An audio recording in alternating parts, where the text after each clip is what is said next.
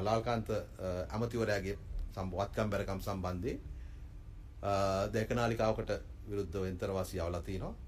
ඒ ගැන කටයුතු කරනවා. තවත් අය කියනවා නම් ලාල්කාන්ත අමතිවරයා කටයුතු කරයි. ඔහුට තමන්ගේ වත්කම් බැරකම් සම්බන්ධයෙන් ඔහු උපයාගත් විදිය ගැන ඉදිරිපත් කරන්න පුළුවන්.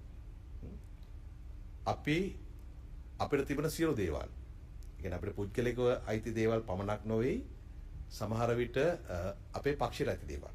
උදාහරණයක් ඇටියට මගේ වත්කම් බැරකම් ප්‍රකාශයේ වාහන දෙකක් තිබුණා. ඒ වාහන දෙක තිබෙන්නේ මගේ නමට තියෙන්නේ පක්ෂයේ සතුව. ඒකත් මම දාලා තිනවා. මම යවනදා හිටියේ නෑ. ඒවත් එක තමයි වත්කම් බැරකම් අපි ඉහෙල යන්නේ.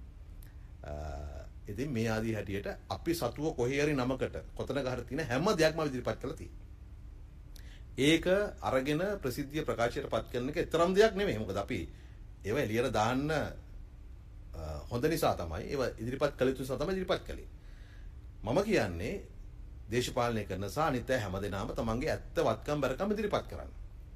වත්කම් තිබීම නෙමෙයි ප්‍රශ්නය. වත්කම් තියෙන පුළුවන් ඕන කෙනෙකුට. හැබැයි ඒ වත්කම් උපයපු ආකාරය පිළිබඳව සාධාරණ පැහැදිලි කිරීමක් තියෙනට ඕන. ඒක මහින්ද රාජපක්ෂ හිටපු ජනාධිපතිතුමාගේ ඉඳලා ඔය කට්ටියම කරනවා නම් හොඳයි.